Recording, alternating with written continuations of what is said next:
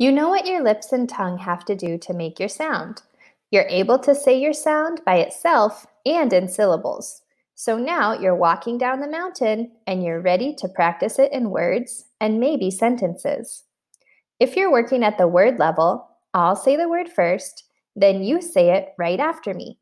Don't rush and make sure to say your sound correctly.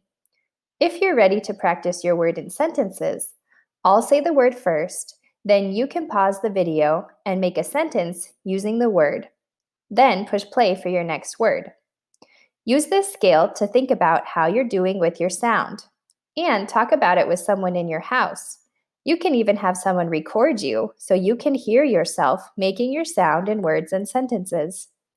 Keep up the good work. You're getting closer to being able to make your sound correctly all the time and getting off the mountain. Car, scar, jaguar,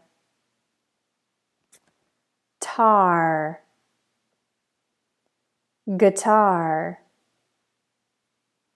handlebar, crowbar, bazaar, radar, NASCAR, star, avatar, far,